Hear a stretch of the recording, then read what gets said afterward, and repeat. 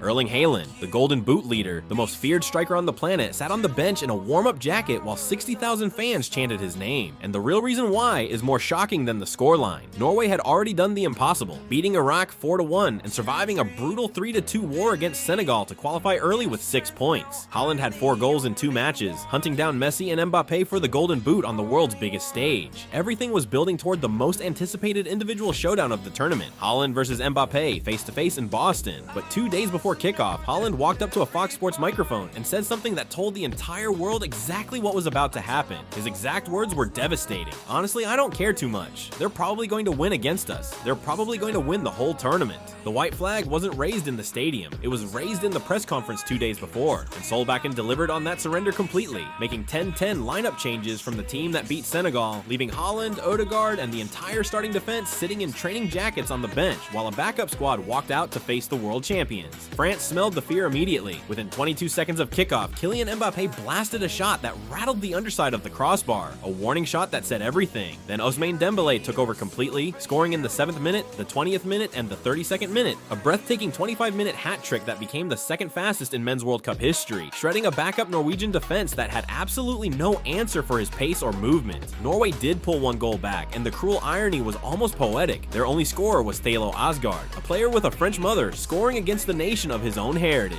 But by the final whistle at 4-1, the Boston Stadium had completely turned on their own team, with 60,000 furious fans erupting into stadium-wide chants of "We want Haaland." And in the most awkward viral moment of the tournament, Haaland stood there on the sideline, completely sweat-free, waving back at fans who were booing him for not playing. Solbakken faced the cameras afterwards completely stone-faced, calling the decision a no-brainer and pointing to physical data showing his defenders were fatigued. But here's the brutal truth behind the calculation. If Norway's exhausted starting lineup had faced a fully loaded French attack, this scoreline wouldn't have been 4-1. It would have been 6-0, and Haaland's confidence heading into the knockouts would have been completely shattered. The B team absorbed the humiliation so the first team didn't have to. With Norway now heading to Dallas and France looking absolutely unstoppable, the knockout bracket just got completely unpredictable. If you want the best live odds on every remaining match, check my stake link in the bio right now. Exclusive bonus waiting for you down below. But Solbakken's gamble came with a devastating price. By finishing second in Group 1, Norway must now fly to Dallas, Texas for a brutal round of 32 clash against a highly physical Ivory Coast squad, instead of staying in New Jersey for a far easier path. Haaland arrives fresh, Ødegaard arrives rested. The entire starting lineup arrives at 100% peak physical condition, but if Ivory Coast eliminates them in Dallas, this decision won't be remembered as tactical genius. It will be remembered as the biggest act of cowardice in Norwegian football history, and Solbakken's immediate sacking will follow. If you love World Cup controversy, tactical gambles that backfire, and stories that go beyond the scoreline, hit subscribe and don't miss the next one.